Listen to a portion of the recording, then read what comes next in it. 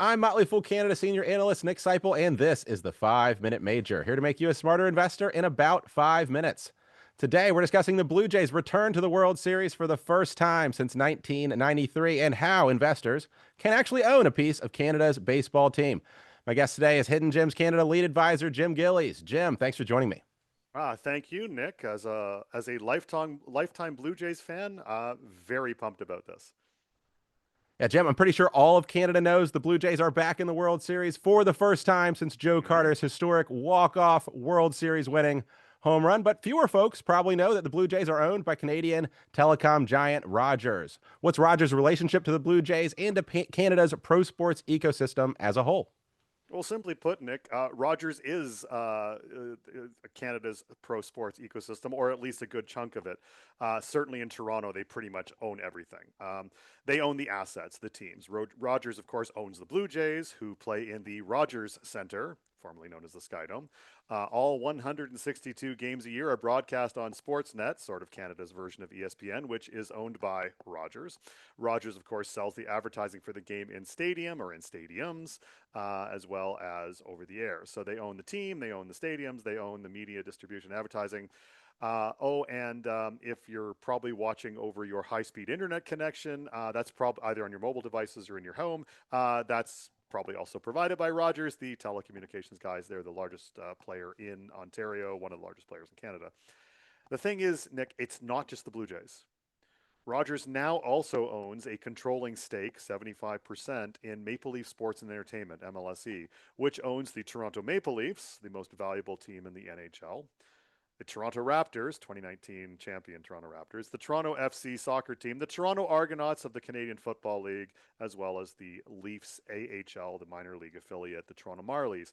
It also owns the Scotiabank Arena, which is the home of the Leafs and the Raptors, BMO Field, home of TFC and the Argos, and the Coca-Cola Coliseum, home of the Marlies. And most of these are all available, at least in part, via Sportsnet, and those that aren't on Sportsnet are sold off to other carriers. So, like the Leafs will sell off some of the rights to like competing network TSN because Rogers has the media rights for the NHL through 2037, 2038.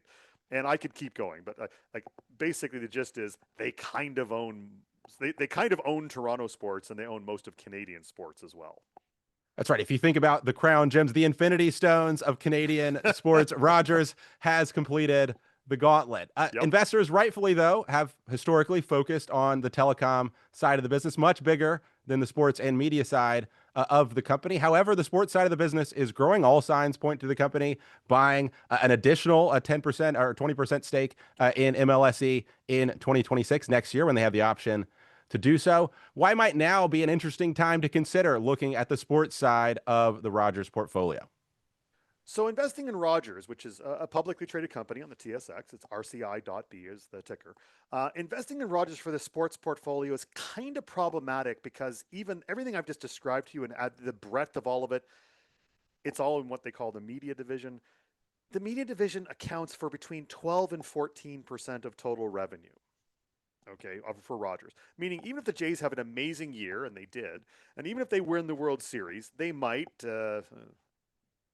murderer's row for starting pitching for the Dodgers and some guy named Otani notwithstanding, and they managed to boost revenues substantially, it's still likely the media division only caps out at like about a sixth of total revenue.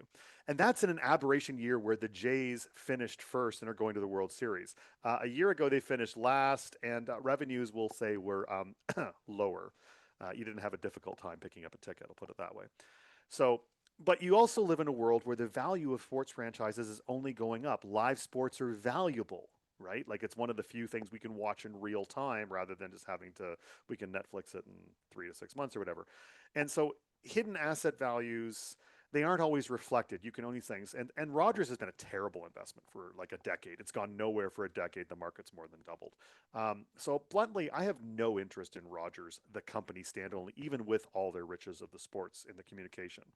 But that said, there are rumblings that Rogers is contemplating spinning out the media division on its own as a publicly traded entity, similar to MSG, which is the holding company that owns the New York Rangers and Knicks. Those rumblings are openly speculating on a spinout or an IPO of a minority stake of the media division that, if fully valued, would raise substantial capital for Rogers. I would be really interested in owning that if they do complete that. And there's probably no better time. You want to strike where the iron is hot, no better time than after maybe a World Series victory and before the Leafs do their latest whatever choke job they're going to do. So I'd be looking for this in the next few months, to be honest with you, and I'd be very interested in it.